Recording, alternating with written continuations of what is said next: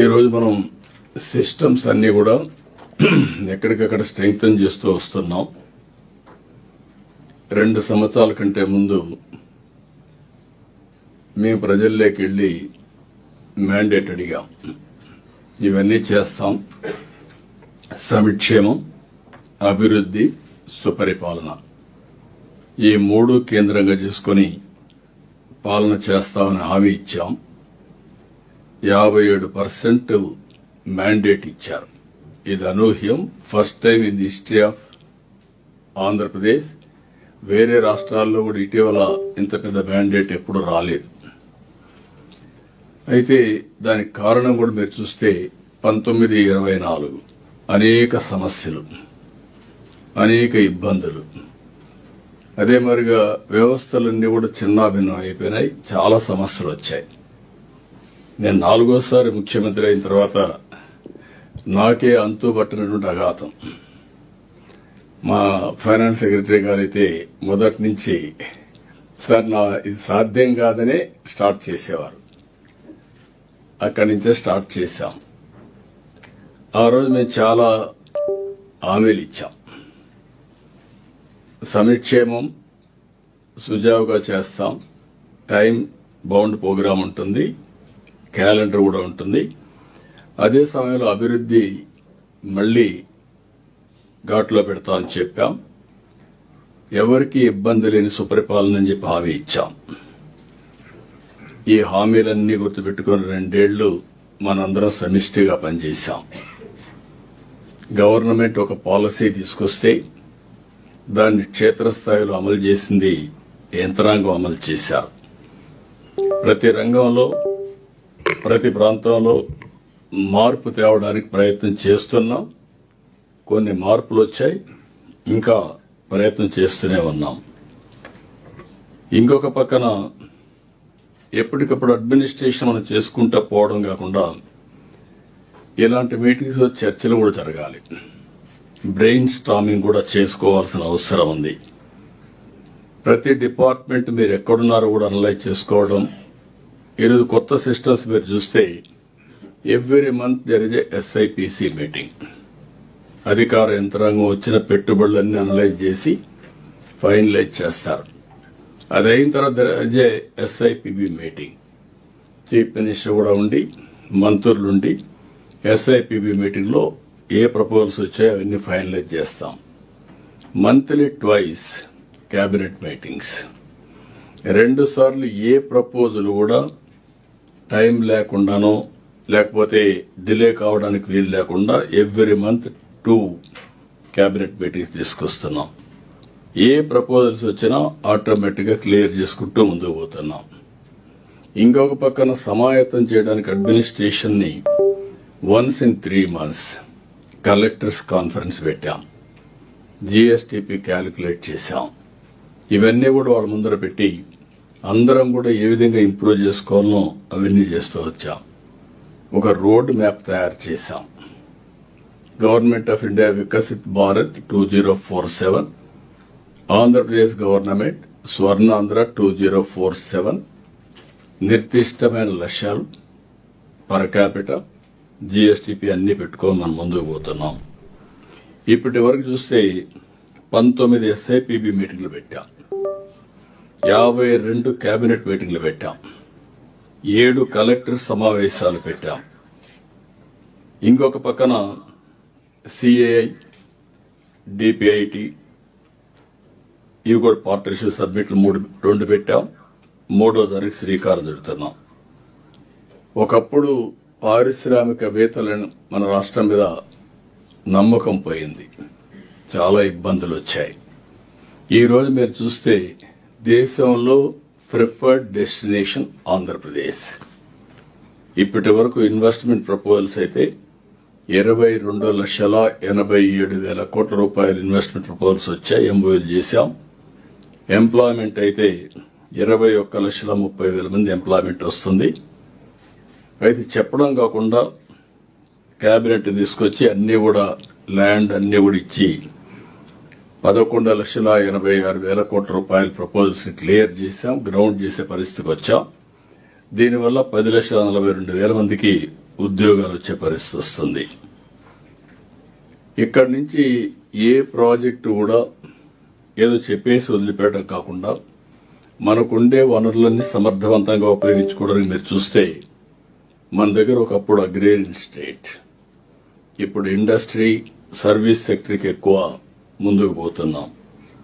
ఇంకొక పక్కన ఇక్కడ చాలా వరకు అనేక పంటల్లో కూడా మనం మార్పులు తీసుకొచ్చాం. ఇంకా మళ్ళీ తీసుకురావాల్సిన అవసరం ఉంది. రాయలసీమ హార్టికల్చర్, ఈ ప్రాంతంలో ఆక్వాకల్చర్, కమర్షియల్ పంటలు. ఇంకొక పక్కన మనం చూస్తే పామ్ ఆయిల్, దాంట్లో ఇంటర్ కల్టివేషన్, కోకో, ఇలాంటివన్నీ కూడా తీసుకొచ్చాం. ఇక్కడ బోలెడన్ని ఆపర్చునిటీస్ ఉన్నాయి అగ్రో ప్రాసెసింగ్ కి, వాల్యూ అడిషన్ కి. ఇది కూడా మనం వర్కౌట్ చేసుకోవాల్సిన అవసరం ఉంది. మన దగ్గర మినరల్ వెల్త్, మంగంపేటలో వెరైటీస్ గాని, కడపలో లైమ్ స్టోన్ గాని, యురేనియం, విశాఖ ఏజెన్సీలో bauxite, Chemakurthi Galaxy granite, even కుప్పంలో గ్రీన్ గ్రెనైట్, శ్రీకాకుళంలో బ్లూ గ్రెనైట్, గూడూరులో మైకా, నెల్లూరులో సిలికా, బీచ్ శాండ్, ఇవన్నీ ఉండే పరిస్థితి వచ్చింది. ఇప్పుడు రేర్ ఎర్త్ మినరల్స్ కూడా వెళ్తున్నాం. ఫస్ట్ టైం వాల్యూ అడిషన్కి వెళ్తున్నాం. ఇక్కడ నేను ఎందుకు ఇవన్నీ మీ అందరికీ చెప్తున్నానంటే ఇది మనందరి సమిష్టి బాధ్యత. వాళ్ళ డిపార్ట్మెంట్లో వాళ్ళు పర్ఫెక్ట్ గా చేయడమే కాకుండా సమన్వయం చేసుకోవాల్సిన డిపార్ట్మెంట్లో సమన్వయం చేసుకోవడం, ఇంకొక పక్క సమన్వయం చేసుకోవడమే కాకుండా ఎక్కడికక్కడ మీకు ఆలోచనలు, మంచి ఆలోచనలు వస్తే ఇలాంటి మీటింగ్లో మీ ఆలోచనలు కూడా ఇవ్వగలిగితే దాన్ని కూడా ముందుకు తీసుకుపోయే పరిస్థితి వస్తుంది. ఇంకొక పక్కన ఈ అన్నిటి కూడా నేను ఒకసారి ఆలోచిస్తే ఇన్నోవేషన్ బ్లైండ్ గా చేయడం కాదు. ఈరోజు కొన్ని ప్రజెంటేషన్ చేస్తారు, అందులోనే వినూత్నంగా డిఫరెంట్ గా చేస్తే వాల్యూ అడిషన్ ఏ విధంగా వస్తుంది. ప్రజలకి బెటర్ లివింగ్ స్టాండర్డ్సే కాకుండా ప్రజలకు కూడా ఎలాంటి ఇబ్బంది లేని పరిపాలన ఏ విధంగా ఇవ్వగలుగుతామో మనం ఆలోచిస్తూ ఉండాల్సిన అవసరం ఉంది. నేను ఎప్పుడు ఇన్నోవేషన్కి ఎక్కువ ప్రాధాన్యత ఇస్తున్నాను. మనం చేసే పని డిఫరెంట్ గా చేయగలిగి కొత్త టెక్నాలజీస్ ఉపయోగించి మనం ముందుకు పోగలిగితే చాలా మంచి ఫలితాలు వస్తాయి. ఇంకొక పక్కన మీరు ఒకసారి చూస్తే టెక్నాలజీ ఉంది, రిసోర్సెస్ ఉన్నాయి, నాలెడ్జ్ ఉంది. టెక్నాలజీ, నాలెడ్జ్ని అప్లికేషన్ చేయడానికి నాయకత్వం కావాలి. దిస్ వేర్ అనునిత్యం ప్రతి ఒక్కరు ఒక ఫాలోయర్గా కాకుండా ఒక లీడర్గా మీరు తయారయ్యి సమర్థవంతంగా మీరు నాయకత్వాన్ని ఇవ్వగలిగితే పై వాళ్లతో అనుసంధానం కావడం, కింది వాళ్లతో కోఆర్డినేట్ చేసి మెంటరింగ్ చేసి వాళ్ళతో పని చేయించడం చేయాల్సిన అవసరం ఉంది. అయితే పాలసీలు తేవడం చాలా ఈజీ. ఆ పాలసీల్ని అవుట్కమ్ గా కన్వర్ట్ చేయడం అనేది చాలా ప్రాసెస్ ఉంటుంది, డిఫికల్టీస్ ఉంటాయి. ఈ విషయం మీరు గుర్తుపెట్టుకోవాల్సిన అవసరం ఉంది.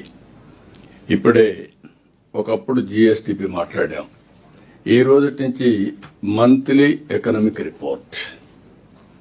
ఈ మంత్లీ ఎకనామిక్ రిపోర్ట్ లో broad contours of all departments which are all contributing జీఎస్టీపీకి కాంట్రిబ్యూట్ చేసేటికి ఇందులో వచ్చే అవకాశం ఉంటుంది. ఈ రోజు మనం అన్ని డిపార్ట్మెంట్లు కేపీఐస్ ఎస్టాబ్లిష్ చేశాం, ఎస్ఓపి డిసైడ్ చేశాం. ఏ కేపీఐ ఎప్పుడు అప్డేట్ చేయాలి అనే విషయం కూడా మీకు క్లారిటీ ఇచ్చాం. మండల్ లెవెల్లో, డిస్ట్రిక్ట్ లెవెల్లో, ఏడాది department, then secretariat, then government లో ఏ విధంగా చేయాలన్నీ కూడా ఇచ్చాం. దానికి సపోర్టింగ్ గా ఈరోజు మీరు చూస్తే మంత్లీ ఒకసారి head of the departments meeting, అంటే మొత్తం కలిసి మనం సమిష్టిగా ఆలోచించుకుంటే ఎక్కడన్నా కానీ ఈరోజు మీటింగ్లో మీకు ఒక ఐడియా వస్తుంది. మీరు ఇచ్చే ఐడియాస్ కూడా తీసుకుంటాను. మళ్లీ దీన్ని ఏ విధంగా ఇంప్రూవ్ చేయాలని ఇంప్రూవ్ చేస్తాం. ఇప్పుడు ప్రిన్సిపల్ సెక్రటరీ గారు ప్రజెంట్ చేస్తారు, కేశవ్ గారు చెప్పారు, ఫైనాన్స్ మినిస్టర్ గారు. నేను చాలా ఎఫర్ట్ పెట్టాను. ఒకప్పుడు నాకు జీఎస్టీపీ నేను నేర్చుకొని అధికార యంత్రాంగం దగ్గర అందరం కలిసి మళ్ళా ఎక్సర్సైజ్ స్టార్ట్ చేశాం. ఇటీవల కాలంలో మంత్లీ ఎకనామిక్ రిపోర్ట్ అనేది ఏ రాష్ట్రం చేయలేదు. ఇది మొట్టమొదటిసారిగా మన రాష్ట్రంలో ఒక ప్రయోగం చేశాం. దీనికి నెంబర్ ఆఫ్ మీటింగ్స్ పెట్టుకున్నాం. ఆ నెంబర్ ఆఫ్ మీటింగ్స్ పెట్టుకుని ఏ విధంగా ప్రిపేర్ చేయాలని ప్రిపేర్ చేశాం. రీజనబుల్ గా ఒక స్థాయికి వచ్చింది. దీన్ని చూసిన తర్వాత డిపార్ట్మెంట్స్ కొంతమందికి మీకు ఒక అవగాహన వస్తుంది. ఇక్కడి నుంచి మంత్లీ ఎకనామిక్ రిపోర్ట్ లో జిఎస్డిపినే కాకుండా రెవెన్యూ రిసీప్ట్స్ కూడా ఎట్లా వస్తున్నాయి అందులో కూడా ఇందులో క్లారిటీ ఉంది. అవన్నీ కూడా మేము ఎక్స్ప్లెయిన్ చేసినప్పుడు మీకు ఒక ఐడియా వస్తుంది. అది కూడా మీరు గుర్తుపెట్టుకోవాల్సిందిగా మిమ్మల్ని కోరుతున్నాను. ఇక్కడ అందరం కూడా ఆర్టీజీఎస్ వైపు చూస్తున్నాం. నేను ఆ రోజు కూడా చెప్పాను. ఆర్టీజీఎస్ ఈరోజైతే కొత్తగా insights June 26 the governance that never sleeps అని ఒక బుక్ కూడా తీసుకొచ్చారు. అంటే ఎవ్రీ మంత్ ఇన్సైట్స్ అని మీకు ఇవ్వడానికి. వాళ్ళు ఎన్ని పనులు చేసినా దాన్ని ఉపయోగించుకోవడంలో మీరు ఉపయోగించుకోకపోతే అవన్నీ కూడా ప్రయోజనం ఉండదు. డేటా డ్రివన్ గవర్నెన్స్ అని నేను మాట్లాడుతున్నాను. మనం అందరం గుర్తుపెట్టుకోవాల్సిన డేటా ఉంది. డేటా అక్యురేట్ గా తెప్పించడం. ఆ డేటా అక్యురేట్ గా వచ్చిన తర్వాత మీలో కూడా ఏ విధంగా దీన్ని లాజికల్ గా తీసుకుపోవాలనో డెసిషన్ మేకింగ్ మీరు తీసుకుపోవాల్సిన అవసరం ఉంది. ఈ రోజు మీటింగ్ లో మీరు ఒకసారి చూస్తే కొన్ని విషయాలు మీ ముందర పెడుతున్నాం. ఒక 5-6 విషయాలు. ఒకటి ఈ ఆఫీస్ క్లియరెన్సెస్. చాలా మంది ఈ ఆఫీస్ క్లియరెన్సెస్ కొంతవరకు బాగానే చేస్తున్నారు. ఇంకా మీ కింద నుండే వాళ్ళు కూడా పర్ఫెక్ట్ గా చేయాల్సిన అవసరం ఉంది. లాస్ట్ మైల్ వరకు ఎక్కడైనా మనకు డెలికేట్ గాని కొంత ప్రాబ్లమ్స్ ఉండే ఫైల్స్ ఏ విధంగా చేయాలన్న దానికి కూడా గైడెన్స్ ఇస్తే అలాంటి వాటి కూడా ప్రొవిజన్ పెట్టి ఏ విధంగా డీల్ చేయాలో చేస్తాం. రెండోది పీపీపీ అనాలిసిస్. ఈరోజు దగ్గర 55 సర్వీసెస్, అది క్యాష్ కావచ్చు, డీబీటీ కావచ్చు, కైండ్ కావచ్చు, సర్వీస్ కావచ్చు, ఇవన్నీ కూడా ఆన్లైన్ లో real time with IBRS feedback గాని, క్యూఆర్ కోడ్ గాని, టచ్ పాయింట్స్ గాని అన్ని తీసుకొని తయారు చేస్తున్నాం. దీనివల్ల ప్రతి ఒక్క డిపార్ట్మెంట్ దగ్గర ఒక 26,000 మంది functionaries up to mandal level, కింది వరకు పోతే ఒక 45,000 వస్తారు. ఈ 25,000, 26,000 మంది ఫంక్షనరీస్ యొక్క పర్ఫార్మెన్స్ ఎవ్రీ మంత్ గాని ఎవ్రీ పీరియాడికల్ గా మొత్తం కలెక్ట్ చేస్తున్నాం. ఇక్కడ all departments, all secretaries, all head of the departments we are having this information. ఇక్కడ ఏవైనా డెఫిషియన్సీస్ ఉంటే మీరు కరెక్ట్ చేయాలి. అదే సమయంలో ఏవైనా గాని మళ్లీ మనుషుల్లో బిహేవియర్ గాని స్కిల్స్ లేకపోతే మీరు కరెక్ట్ చేయాల్సిన అవసరం ఉంది. అది నాకు క్లియర్ గా 2 years అయింది. ఆ డేటా పెడితే మీకు ఒక ఐడియా వస్తుంది. ఫస్ట్ ఆఫ్ ఆల్ మనం అర్థం చేసుకోవడం, మనం అర్థం చేసుకొని ఇంప్లిమెంటేషన్ పర్ఫెక్ట్ గా చేస్తే ఒక మెరుగైన ఫలితాలే కాకుండా ప్రజల్లో కూడా ఒక నమ్మకం, ఒక ట్రస్ట్ ఫ్యాక్టర్ వస్తుంది. ఇది కూడా మీరు గుర్తుపెట్టుకోవాల్సిన అవసరం ఉంది. PGRS, public grievance redressal system. ఇక్కడ departments over a period of time, కారణాలు ఏవైనా కావచ్చు. కొన్ని డిపార్ట్మెంట్ డీఫంక్ట్ కావడం, కొన్ని డిపార్ట్మెంట్లు ఇష్టానుసారంగా పనిచేయడం. ఇప్పుడు ఉదాహరణకు రెవెన్యూ ఉంది. నేను సీఎం అయిన కొత్తల్లో మొన్న నేను అజ్యూమ్ ఛార్జ్ తీసుకున్న తర్వాత ఎక్కడికి పోయినా కట్టలుగా రెవెన్యూ సమస్యలు వచ్చేటివి. ఒక ఆందోళన, భయం, ఏదో నా ఆస్తి కొట్టేశారు, నాకు ఆ ప్రాపర్టీ ఇప్పించండి, లేకుంటే రికార్డులు మార్చేశారు, నా రికార్డు తొందరగా మార్చి మళ్ళా నాకు స్వాధీనం చేయమని అడిగే పరిస్థితికి వచ్చారు. మేము కూడా ఇది ఒక సున్నితమైన సమస్య అనలైజ్ చేశాం. ఫైనల్ గా ఒక ప్రోగ్రామ్ ఇచ్చాం. అదే మీరు ఒకసారి చూస్తే బ్లాక్ చైన్ టెక్నాలజీస్ ఇది పెట్టడం, బ్యాక్ ఎండ్ క్యూఆర్ కోడ్ ఇవ్వడం, ఇంకొక పక్కన అన్ని కూడా సర్వే చేసి ఆ ల్యాండ్ ఓనర్ యొక్క సమ్మత్తో రికార్డ్ ఎస్టాబ్లిష్ చేసి ఇచ్చే పరిస్థితికి వచ్చాం. సెక్యూరిటీ ప్రెస్ పంపించి ప్రింటింగ్ కూడా చేసి పట్టాదారు పాస్ పుస్తకాలు ఇచ్చాం. ఇప్పటికి 27 లక్షలు ఇచ్చాం. ఇంకా ఇవ్వాల్సింది 72 లక్షలు ఉన్నాయి. ఇప్పటికి 7 నెలలు అయింది. సాక్షాత్ నేనే వెళ్తున్నాను. ఎవ్రీ మంత్ 9th ఒక జిల్లాకి వెళ్ళి ఎన్ని ఇచ్చారో సమీక్ష చేసి ఎక్కడ కూడా అవకతవకలు లేకుండా మన ఇంటెన్షన్ మంచి ఇంటెన్షన్ అయినా మళ్ళీ మధ్యలో డబ్బులు తీసుకోవడం, మిడిల్ మ్యాన్ రావడం, కరప్షన్ రావడం ఇలాంటివి చాలా ప్రాబ్లం వస్తుంది. ఇలాంటివి మీరు చూసినప్పుడు ఎన్నో రోజులుగా పెండింగ్ ఉన్న సమస్యల్ని పరిష్కారం చేశాం. ఈరోజు సెట్టిపల్లి 60-70 సంవత్సరాలు ఏదైతే ప్రాపర్టీ లాక్ అయిందో దాన్ని అన్లాక్ చేస్తే ప్రభుత్వానికి కూడా 90 ఎకరాలు భూమి వచ్చే పరిస్థితి వచ్చింది. వట్టి చెరుకూరు ఇండ్లు ఎప్పుడో కట్టుకున్నారు, పట్టాలు ఇవ్వకపోతే చేశాం. కంగుంది నా కాన్స్టిట్యున్సీలో కూడా నేను 4వ సారి ముఖ్యమంత్రి, 8వ సారి ఎమ్మెల్యే, అది కూడా సాల్వ్ చేయలేకపోతే ఇప్పుడు అన్ని సాల్వ్ చేసే పరిస్థితికి వచ్చాం. గుట్టుపల్లి ఇది కూడా మొన్నే ఇచ్చాం. 22A కింద కాకుండా ఇక్కడ వర్క్ బోర్డులో పెట్టేసే పరిస్థితికి వచ్చారు. ఇలాంటివి చాలా కేసెస్ అన్ని కూడా సార్ట్అవుట్ చేసే పరిస్థితికి వచ్చాం. ఇవి అన్ని కూడా ఇంకొక పక్కన ఈరోజు మీరు గుర్తుపెట్టుకోవాల్సింది మీ డిపార్ట్మెంట్ లో ఉండే PGRS అది ఎక్స్ప్లెయిన్ చేస్తారు. మీరు కూడా ఫీడ్బ్యాక్ ఇవ్వండి.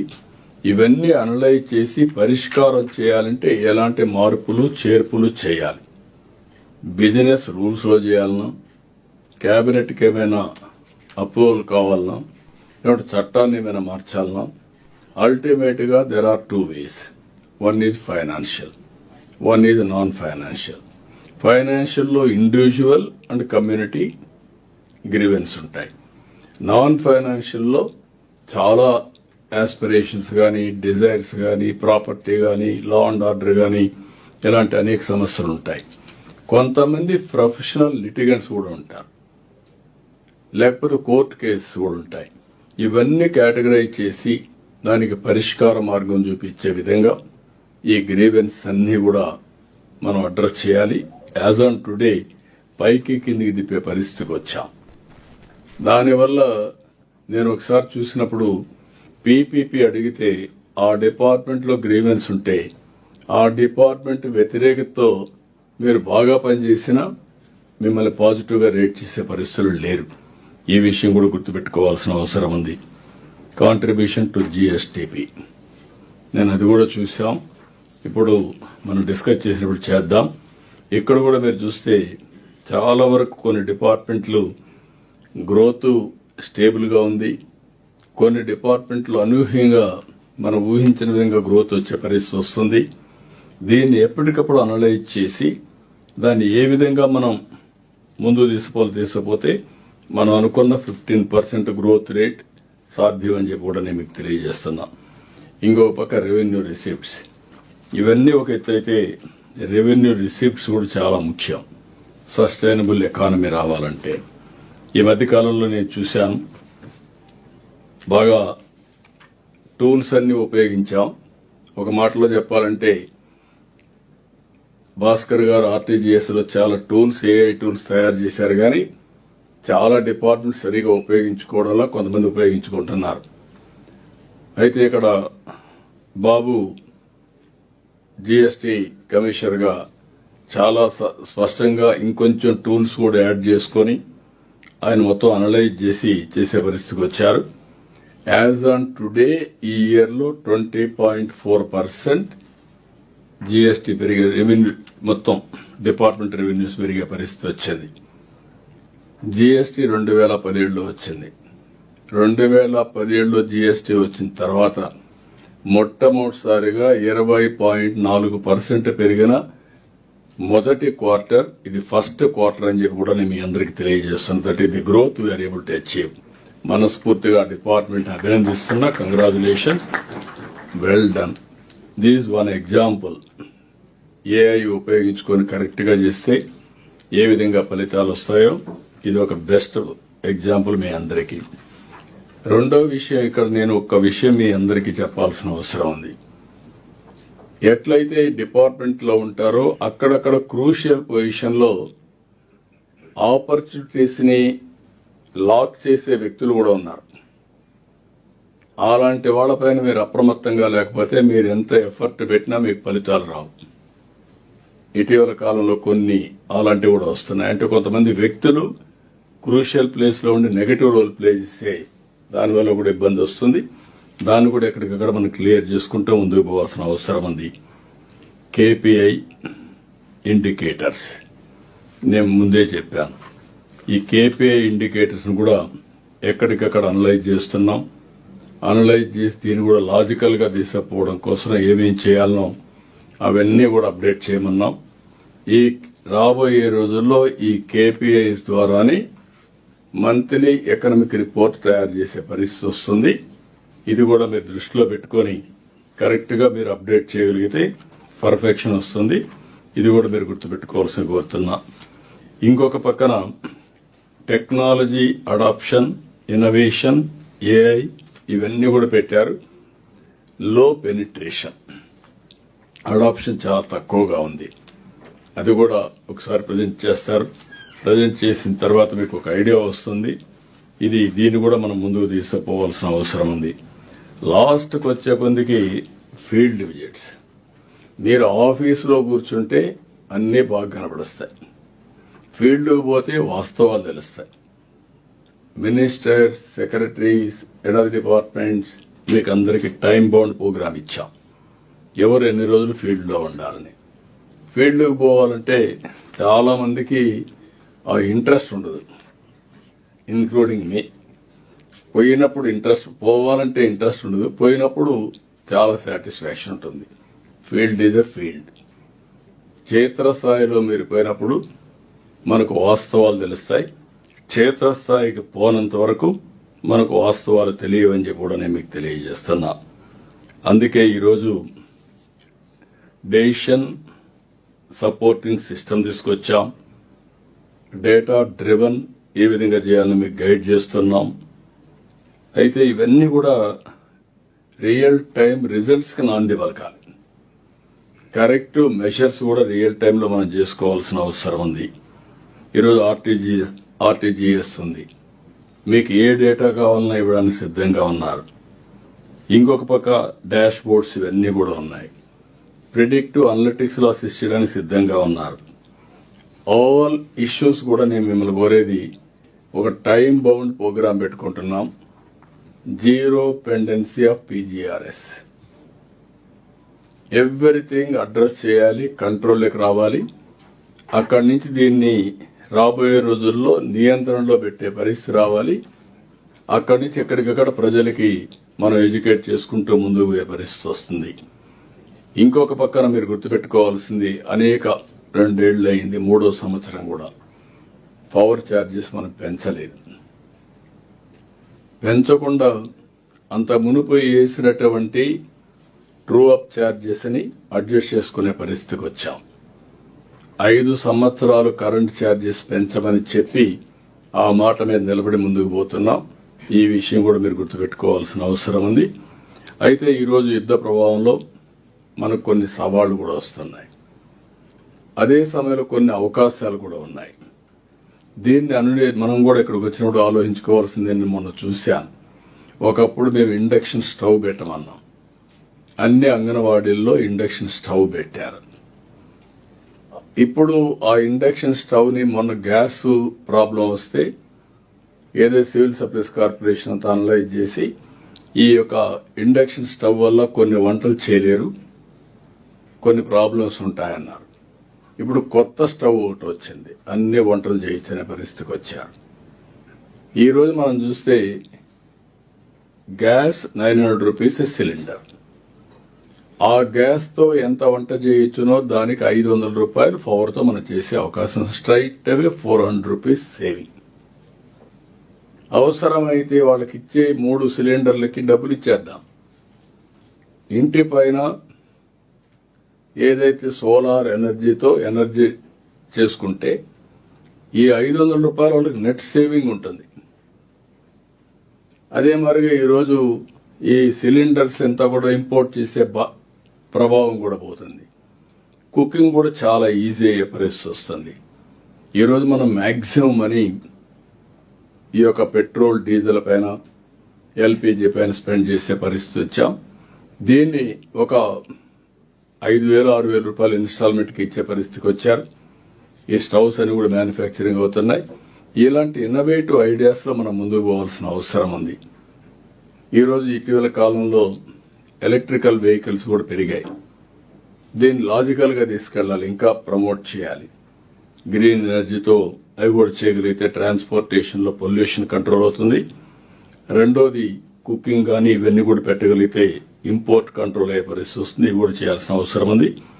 మూడోది ఎల్నినో ప్రభావం కూడా. ఈ విషయం కూడా రెయిన్ఫాల్ తగ్గింది. ఇప్పటికి 25% మైనస్ డెఫిసిట్ రెయిన్ఫాల్ లో ఉన్నాం. మనం మొన్నే జలధార కూడా తీసుకున్నాం. కానీ ఇంకా కృష్ణా నదికి వరదలు రాలేదు. గోదావరిలో కూడా గ్రేట్ డిఫికల్టీ. మొన్నటి వరకు 70,000 వచ్చింది. నేను 40,000-50,000 తగ్గింది. బికాస్ ఆఫ్ గోదావరి ఒక 15,000 అక్కడ తీసుకొని ఒక 8,000 క్యూసెక్స్ కృష్ణాకి ఇస్తున్నారు. ఈ రెండు వల్ల Krishna delta Godavari delta survive అయింది. అది గాని పట్టిసీమ లేకపోతే ఈరోజు మనకు ఆ ఇబ్బంది వచ్చేది. కానీ ఈరోజు మనం నేచురల్ ఫార్మింగ్ కూడా వెళ్ళమన్నాం. ఎక్కడైతే డ్రై ల్యాండ్ ఉందో ఆ డ్రై ల్యాండ్ మొత్తం ఏదైతే మనం ఈ పిఎండి టెక్నాలజీ కింద వేయగలిగితే అది వచ్చిన దాన్ని అనిమల్కి ఫాడర్ గా మనకు వస్తుంది, లేకపోతే ఫీల్డ్ లో మల్చింగ్ గా ఉంటుంది, లేకపోతే ఆదాయం కూడా వస్తుంది. డ్రై ల్యాండ్ లో ఎంత ఆదాయం వస్తుందో అంత ఆదాయం కూడా వచ్చే పరిస్థితి వస్తుంది.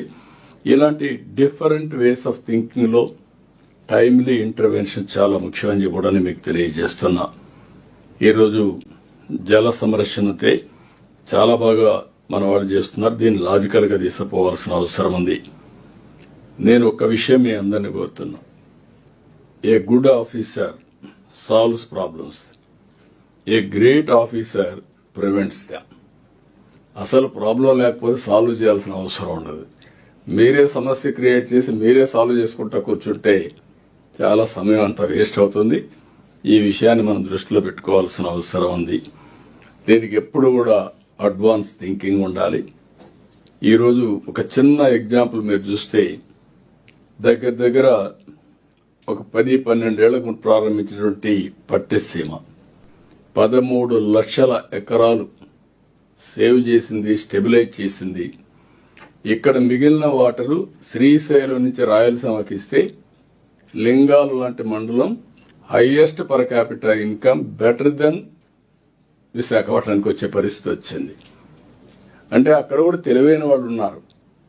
వాళ్ళకు అవకాశాలు కావాలి. ఆ అవకాశాలు మనం ఇవ్వగలిగితే అందిపుచ్చుకునే మనస్తత్వాలు ఉన్నాయి. అక్కడైతే మొత్తం బనానా వేయడం, అది కూడా ప్రిఫర్డ్ వెరైటీ వేయడం, ఇంటర్నేషనల్ మార్కెట్స్ ని క్యాప్చర్ చేయడం, ఇలాంటివన్నీ చేసే పరిస్థితికి వచ్చారు. ఒక్క వాటర్ పోతే అనంతపూర్లో కియా మోటార్స్ వచ్చింది. That is the revolution we are able to bring. So దీనివల్ల చాలా లాభాలు వచ్చాయి. ఈ 2 ఏళ్లలో అంద్రి నేవా, సుజల స్రవంతి కుప్పం వరకు తీసుకెళ్లాం. ఈ రోజు మిగిలింది అటు మడకశిర, ఇటు మిగిలిన ప్రాంతాలు అనంతపురం జిల్లాలో.